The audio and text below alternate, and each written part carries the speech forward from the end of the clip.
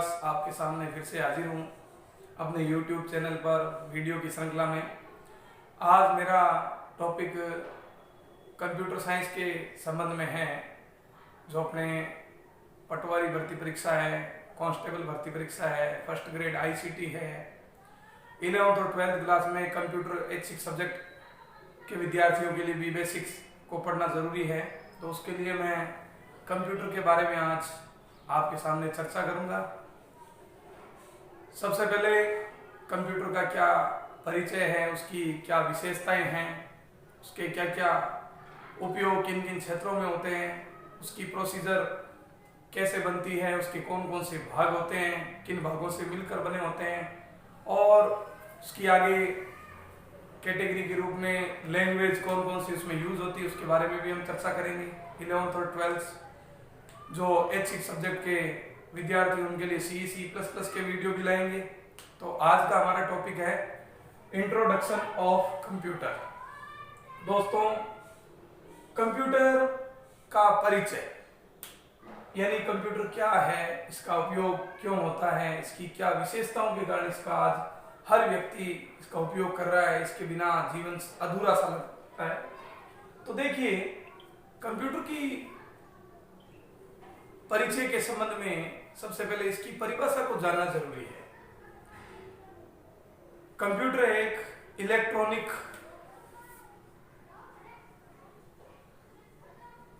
Automatic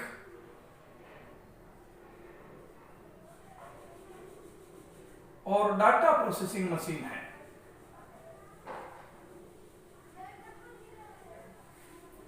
देखो, मैंने ये 3 शब्द लिखे हैं स्क्रीन पर, इलेक्ट्रॉनिक, ऑटोमेटिक और डाटा प्रोसेसिंग मशीन।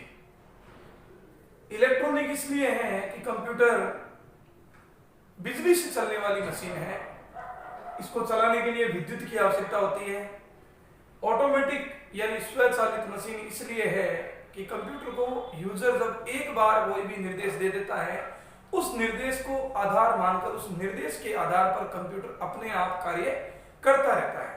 यानी ऑटोमेटिक मशीन का मतलब ये हो गया स्वचालित मशीन, यूजर द्वारा दिए गए निर्देशों को आधार मानकर अपने आप कार्य करना।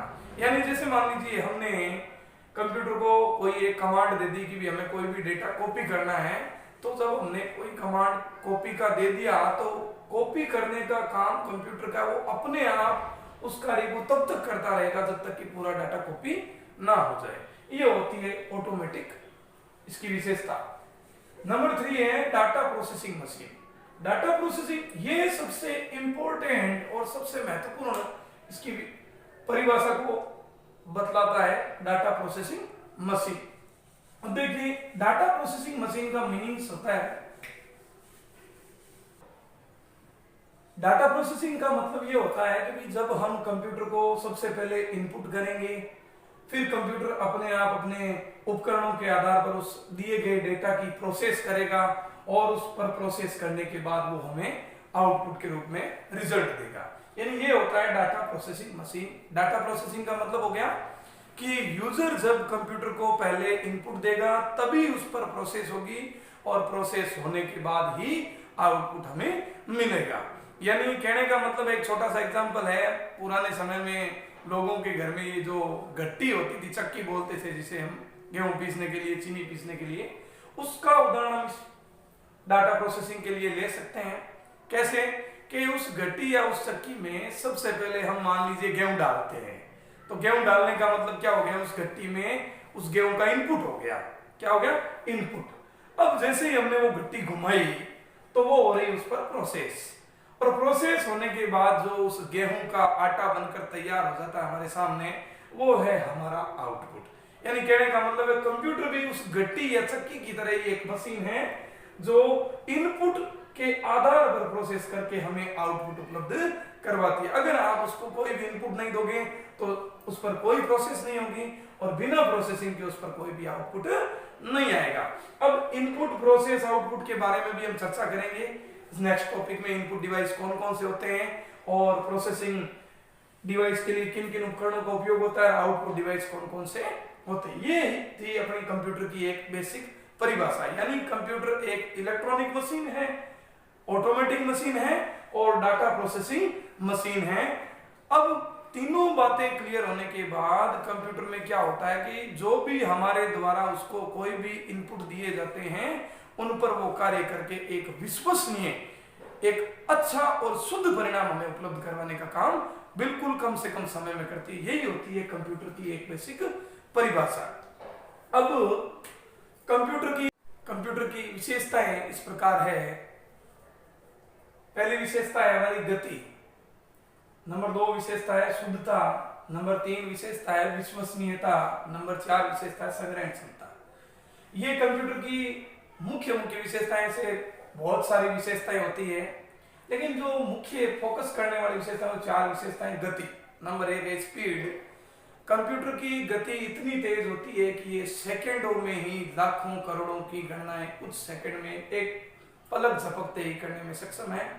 आज इंडिया में ही नहीं पूरे विश्व में ऐसे कंप्यूटर बन चुके हैं जिन्हें सुपर कंप्यूटर की सीरीज में रखा जाता है। उनकी गति इतनी स्पीड है कि वो लाखों अरबों गणनाएं कुछ ही पलों में, कुछ ही सेकंडों में करने में सक्षम है। अगर आपने कंप्यूटर के द्वारा कोई भी कार्य कैलकुलेशन की है तो कंप्यूटर की गति एक सामान्य मनुष्य की तुलना में ज्यादा होती है, तो हम कह सकते हैं कि कंप्यूटर की गति काफी तेज होती है। अब देखिए नंबर 2 विशेषता है जो कंप्यूटर को उपयोग करने के लिए सबसे महत्वपूर्ण मानी जाती है, शुद्धता। एक मनुष्य कोई भी काम करता है, कोई भी कैलकुलेशन करता है, उसमें गलतियों की संभावना बिल्कुल रहती है, लेकिन कंप्यूटर को अगर आपने सही निर्देश दिया है, सही डेटा दिया है, तो वो बिल्कुल उस कार्य को शुद्धता पूर्वक करेगा। यानी मनुष्य के किए गए कार्य में गलती हो सकती है, लेकिन कंप्यूटर द्वारा किए गए कार्य में कोई भी गलती नहीं होती है। अगर यूजर ने उसको कोई भी इंस्ट्रक्शन जो दिया है वो बिल्कुल करेक्ट दिया हो, तो कंप्यूटर भी हमारे सामने जो आउटपुट उपलब्ध करवाएगा वो शुद्ध आउटपुट होगा। नंबर 3 विशेषता है हमारी विश्वसनीयता। विश्वसनीयता का मतलब हो गया रिलेवेंसी। रिलेवेंसी का मतलब हुआ कि कंप्यूटर जो भी हमारे सामने डाटा पर जो कार्य करने के बाद परिणाम उपलब्ध करवाता है वो बिल्कुल विश्वसनीय होते हैं। हर एक व्यक्ति हम उस पर विश्वास कर सकते हैं। यानी कहने का मतलब ये हुआ कंप्यूटर हमें जो भी डाटा आउटपुट के रूप में उपलब्ध करवाएगा वो बिल्कुल विश्वसनीय होता है, उनमें गलती की बहुत कम संभावना होती है, ना कि बराबर संभावना होती है। ये थी हमारी तीसरी विशेषता विश्वसनीयता। और जो मुख्य विशेषता में है चौथी विशेषता संग्रहण क्षमता, स्टोरेज कैपेसिटी, जिसे हम बोल सकते हैं। एक व्यक्ति की मेमोरी सबको पता है लिमिटेड होती है, आज याद किया 5 दिन बाद वो क्लियर हो जाता है, लेकिन कंप्यूटर में हम लाखों करोड़ों डेटा लंबे समय तक सुरक्षित रख सकते हैं। इसके लिए कंप्यूटर में हार्ड डिस्क है, सीडी है, डीवीडी है, बहुत सारी डिवाइसेज काम में ली जाती है जो कंप्यूटर में डाटाओं को लंबे समय तक सुरक्षित रखने में हमारा सहयोग करती है।